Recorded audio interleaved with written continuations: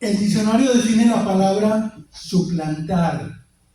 Suplantar quiere decir, dice así: ocupar con malas artes el lugar de alguien, defraudándole el derecho, empleo o favor que disfrutaba.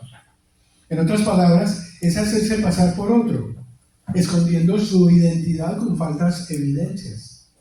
Es algo que nos lleva a analizar un par de casos en la Biblia. Desde el Antiguo hasta el Nuevo Testamento encontramos historias. Las víctimas a menudo se enteran cuando ya es demasiado tarde de que hubo un suplante de identidad. Y las consecuencias no solamente afectan a la familia. Cuando alguien suplanta a otra persona o se hace pasar por ella con falsas evidencias, no solamente afecta a las dos partes, pero también hay unas consecuencias con el resto de la familia. Porque hay personas que empiezan a sospechar de la identidad de esa persona. ¿Me explico? El capítulo 25 de Génesis nos habla de los descendientes de Isaac, el hijo de Abraham, a quien Dios le había pedido el sacrificio. Isaac se casa a los 40 años con su prima Rebeca. No vamos a ahondar ahorita en ello porque ya lo hemos visto aquí. Rebeca era estéril. Entonces llega Isaac y ora por ella para que tenga hijos. Y recordemos, Rebeca tuvo 2 hijos, Jacob y Esaú. ¿Sí? Para los que están poniendo atención. Hablamos entonces la semana pasada de la respuesta de Dios a nuestro clamor, a nuestras peticiones. La semana pasada hablábamos de la respuesta de Dios y que podía ser un sí, un no o un espera. Y aquí tenemos que a los 20 años vino Rebeca a concebir. El asunto es que nace primero Esaú.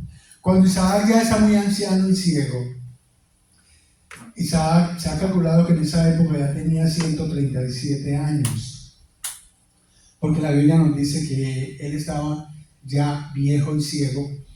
Entonces le habla a su hijo Esaú y le dice así, Génesis 27, 2: he aquí, ya soy viejo, no sé el día de mi muerte. Toma pues ahora tus armas, tu aljaba y tu arco, y sal al campo y tráeme caza.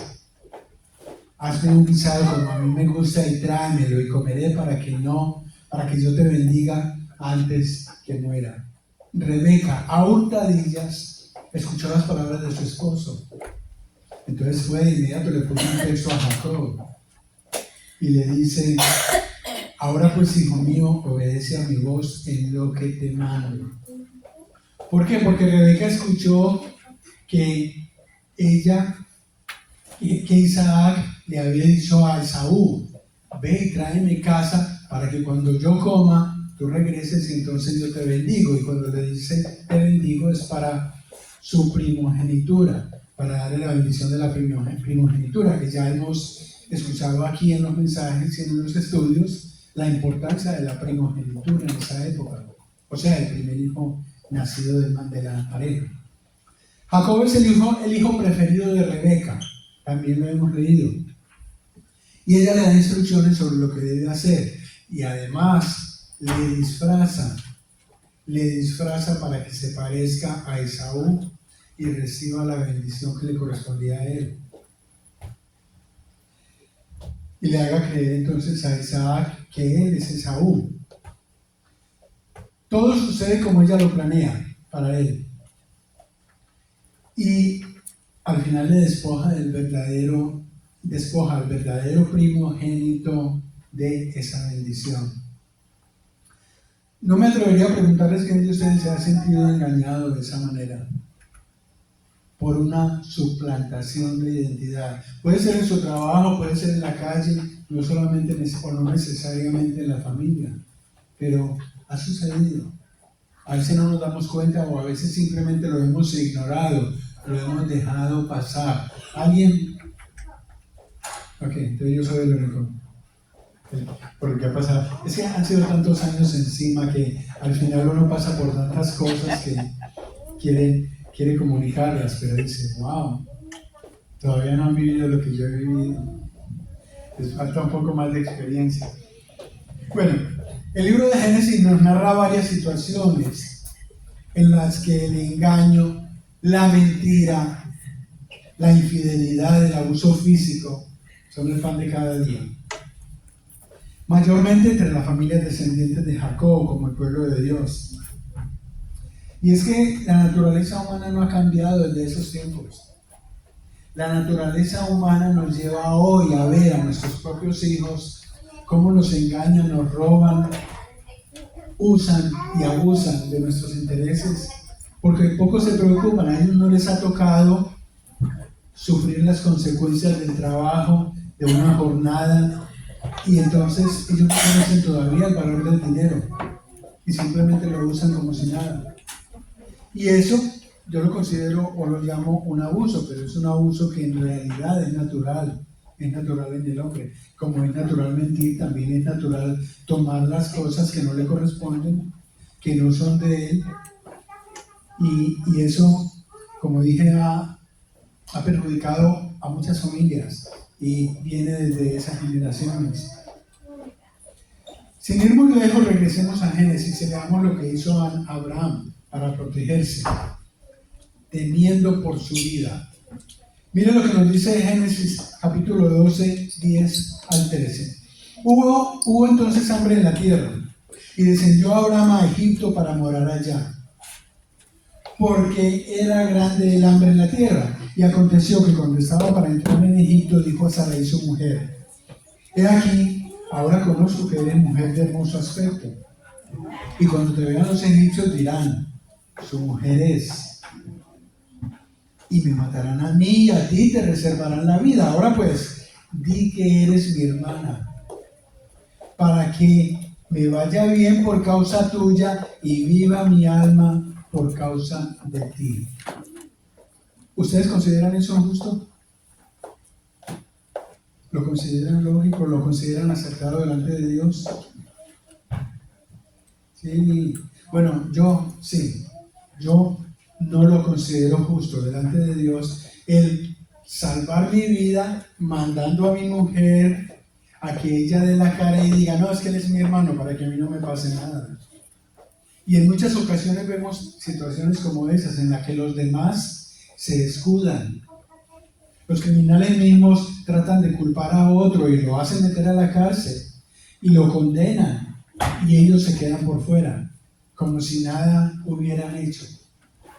Más adelante encontramos a Isaac siguiendo los pasos de su padre. Ustedes me están siguiendo en esta clase, ¿correcto? Por eso noto como que no hay nadie. Estamos hablando, para los que acaban de llegar, estamos hablando de cómo la suplantación de identidad se hace patente en muchos aspectos de nuestra vida, y la leemos que existe en el Antiguo Testamento, en historias verídicas porque nosotros creemos en lo que la palabra de Dios dice, y también lo leemos hasta el Nuevo Testamento. Y estoy poniendo un par de ejemplos de lo que nosotros hemos estudiado. Génesis 26:1 nos habla de una situación similar a la que pasó a Abraham, y en este caso es Isaac. Después hubo hambre en la tierra, además de la primera hambre que hubo en los días de Abraham, y se fue Isaac a Abimelech, rey de los filisteos, en Gerar. Allí nos dice la palabra que Jehová le habló a Isaac y le ordenó quedarse en Gerar y no descender a Egipto. Entonces, mire lo que sucedió, Génesis 26:7. Y los hombres de aquel lugar le preguntaron acerca de su mujer, y él respondió: es mi hermana. Porque tuvo miedo de decir: es mi mujer, pensando que tal vez los hombres del lugar lo matarían por causa de Rebeca, pues ella era de hermoso aspecto. Nuestra religión tradicional nos habla de pecados veniales y pecados mortales. Ustedes lo recuerdan, como la mayoría de nosotros procede de la religión católica. Y en la religión católica nos enseñaron en el catecismo los pecados veniales y los pecados mortales. ¿Por qué digo esto? Porque cuando llegamos al Señor y empezamos a discernir y a estudiar las Escrituras, nos damos cuenta que ante Dios no hay pecado y pecadito. ¿Correcto? Correcto. A veces somos llamados radicales. A mí me han dicho, no, usted es muy radical. Usted todo tiene que ser al pan, pan y al vino, vino. No, es que así es Dios. Para Dios no hay color grisecitos. La palabra misma nos dice que tú sea sí y tu no sea no. Porque tenemos que actuar de esa manera y conforme a lo que Dios nos manda a hacer. Porque si queremos las bendiciones de Dios, necesitamos agradarle. ¿Y cómo le agradamos a Dios? De la misma manera como nuestros hijos nos agradan cuando nos son obedientes. ¿Están conmigo? Oh, es que soy muy radical. Sí, y es la manera como Dios nos habla. Y es la manera como nosotros debemos hablarle a ellos.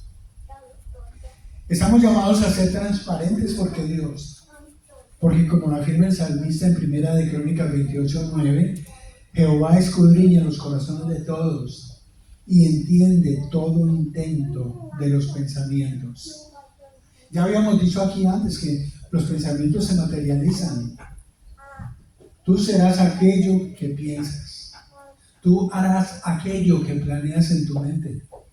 Y eso tenemos que aceptarlo porque es así, tal cual. El mayor problema con el pecado son las consecuencias. Todo pecado tiene consecuencias. Como todo lo que nosotros hacemos, más tarde o más temprano se va a reflejar de alguna manera. Y por eso estamos llamados a cavilar un poco, a detenernos a un momento. ¿Esto que voy a hacer le agrada a Dios? ¿Conviene para mi futuro, para mi familia? ¿Beneficia a alguien? O si no, no lo hago. Porque de nuevo, yo quiero agradar a Dios. Es importante considerar aquí, sin embargo, lo que nos dice el apóstol Pablo y que hemos repetido aquí en muchas ocasiones. Recordando que a pesar de las penurias sufridas por José ante la maldad de sus hermanos, él llegó a ser prácticamente el gobernador de Egipto y el hombre más fuerte en el reinado del faraón. Lo podemos leer en Génesis 41. Romanos 8:28 nos dice Pablo, Romanos 8:28.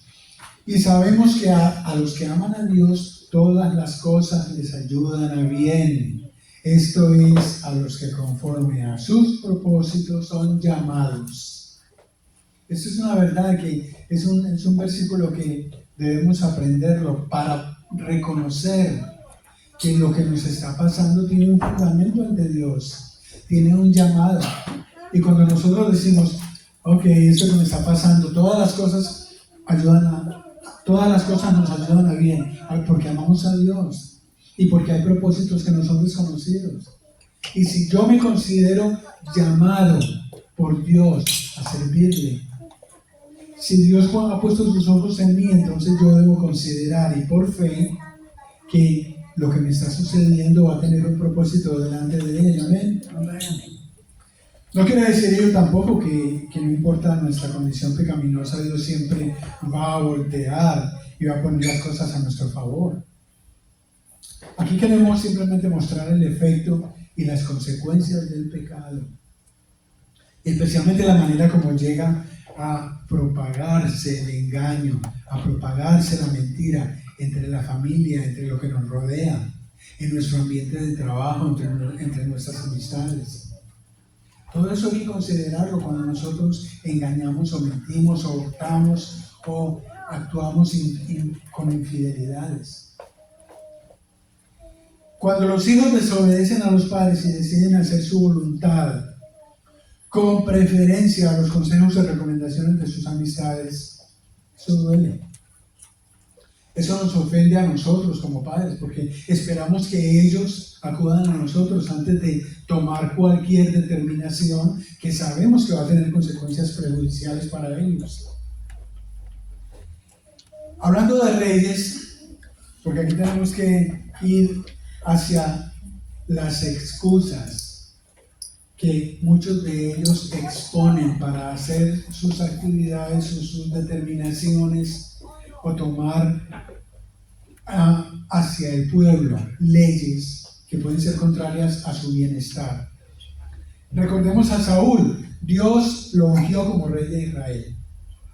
y le ordenó destruir el reinado de Amalek. ¿Ustedes lo recuerdan? ¿Y qué pasó? Amalek se opuso al paso del pueblo de Israel cuando iba camino a la tierra prometida. Amalek, el pueblo. Entonces ahí tenemos un rey. En Primera de Samuel 15:3. Ve pues y hiere a Amalek. Aquí le está hablando Dios a Saúl a través del profeta Samuel. Y le dice Dios, ve pues y hiere a Amalek y destruye todo lo que tiene y no te apiades de él. Mata a hombres, mujeres, niños y aún a los de pecho, vacas, ovejas, camellos y asnos. Suena cruel, pero es la orden de Dios y él tuvo sus propósitos para determinar esto. Saúl va con más de 200,000 hombres al pueblo, a Amalek. Y en vez de hacer como Dios le ha ordenado, toma al rey Agag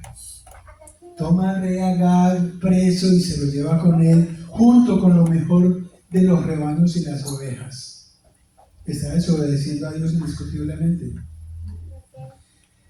Primera de Samuel 15:9 nos dice: y Saúl y el pueblo perdonaron a Agag y a lo mejor de las ovejas y del ganado mayor de los animales engordados, de los carneros y de todo lo bueno. Y no lo quisieron destruir, mas todo lo que era vil y despreciable destruyeron. Obviamente esto le molestó a Dios. Esto agravió tanto a Dios que ya sabemos que eventualmente lo quita del trono. Le dice, sabes que ya no quiero nada más contigo. No clames a mí porque ya no quiero escucharte. Y Dios se retira y lo hace a él a un lado. Y a través de Samuel se lo dice, ¿sabes qué? Ni trates de clamar a Dios, ni trates de buscarlo a través mío, porque Dios no quiere nada contigo. Dios se entristece entonces ante la desobediencia de Saúl y le dice a Samuel que lo reprenda de esa manera. Primera de Samuel 15:22. Y Samuel dijo, se complace Jehová tanto en los holocaustos y víctimas como en que se obedezca a las palabras de Jehová. Ciertamente el obedecer es mejor que los sacrificios y el prestar atención que la grosura de los carneros. Ante el estado anímico de Saúl, entonces aquí vamos con esa parte interesante del principio de esta clase.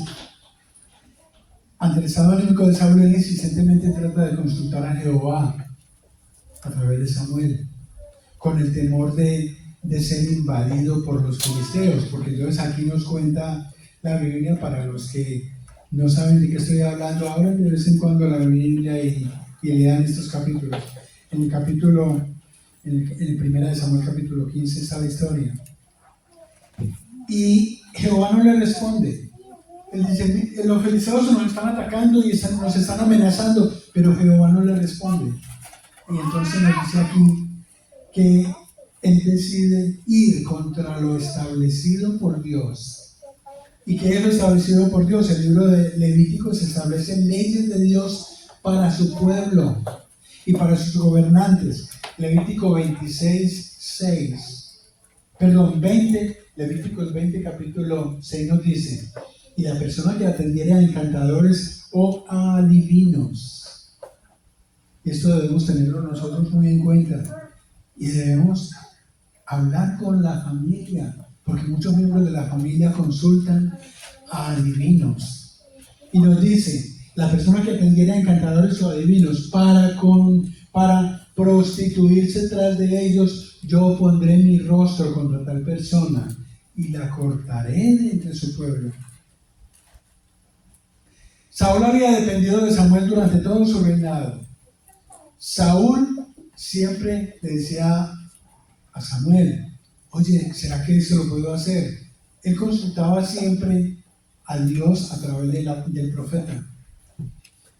Y ahora que el profeta había muerto, porque en esa época ya Samuel había muerto, y Dios le había dado la espalda, o sea que estaba solo prácticamente, él se va y decide consultar con una adivina, con una mujer que le muestra el espíritu de Samuel para consultar con él. Tal vez ustedes han leído esa parte. Es tremendo.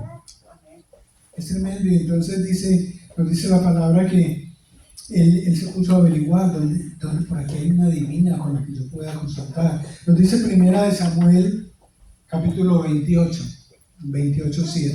Entonces Saúl dijo a sus criados: buscadme una mujer que tenga espíritu de adivinación, para que yo vaya a ella y por medio de ella pregunte. Y sus criados le respondieron: y aquí hay una mujer en Endor que tiene espíritu de adivinación. El rey se ve forzado a escuchar, se ve forzado a esconder su identidad. Aquí Saúl dice: bueno, yo soy el rey, yo no quiero que me vean allá con mi corona y mis atuendos y mi capa. Entonces se disfraza y llega disfrazado aquí a consultar con ella. En inglés se dice: you can run but you cannot hide. ¿Han escuchado? Tú puedes correr pero no te puedes esconder. ¿Han escuchado? Y esto fue un dicho de los años 30 de un boxeador que acostumbraba a decir eso. Y se pegó entre el pueblo americano como un dicho. En primera de Samuel 28:8, ya más adelantito, y dice: y se disfrazó Saúl y se puso otros vestidos y se fue con 2 hombres y vinieron a aquella mujer de noche. Y él dijo: yo te ruego que me adivines por el espíritu de adivinación y me hagas subir a quien yo te dijere. Obviamente, la persona que él quería que bajara en espíritu y le hablara era Samuel. Cuando Satanás tentó a Jesús en el desierto, que lo vemos en Mateo 4, se basó en el tema de la identidad. Recuerda, él le dijo: si tú eres el Hijo de Dios, haz esto, haz aquello, tírate, volteate, ¿sí? Pero recordemos que Jesús sabía muy bien quién era Él. Él no tenía que probarle la identidad a Satanás. Pero es una manera de ser tentado, es una manera de Satanás mostrar que tú no eres quien dices ser. Nosotros en muchas ocasiones hemos encontrado ese tipo de retos. Oye, si tú eres cristiano, ¿ustedes han escuchado alguna vez eso? Tú que te consideras tan cristiano, ¿por qué estás haciendo esto? ¿Sí? Esa es una manera de Satanás retarnos a nosotros a que demostremos que somos cristianos. Seguimos siendo humanos. Jesucristo, 100% hombre, 100% Dios, Él seguía siendo humano. Nosotros seguimos siendo humanos, no por el hecho de que nosotros nos llamemos cristianos o nos hagamos conocer como cristianos, no quiere decir que tengamos nuestras fallas, no quiere decir que no vamos a engañar o a mentir o a hurtar. No, tenemos nuestras fallas, nosotros las reconocemos delante de Dios. Y entonces aquí tenemos un caso que es el caso de Job. ¿Qué le dice Satanás a Dios? Mira, él está haciendo eso y está obrando así porque tú lo favoreces en todo. Pero permíteme hacerle daño para que veas cómo te maldice. Y a veces nosotros actuamos así. A veces nosotros nos retamos a nosotros mismos. Satanás es poderoso. Y por muy cristianos que nosotros nos sintamos, no podemos hacer ese tipo de retos. ¿Me explico? Así que debemos tener mucho cuidado de qué manera obramos, de qué manera respondemos a ese tipo de injurias que regularmente provienen de la familia, no solamente de compañeros de trabajo o de amigos, pero mayormente de la familia. Es triste. No podemos esconder nuestras intenciones de la presencia de Dios, especialmente cuando hemos llegado a Él, entregándole la autoridad de nuestra vida. Porque cuando pasas aquí al frente y le dices: Señor, pongo mi vida en tus manos, le estás diciendo a Dios: te doy toda autoridad para que controles mis pensamientos, porque quiero que llegues hasta mi corazón. Y la palabra de Dios nos dice que Él mira los pensamientos para poder llegar al corazón.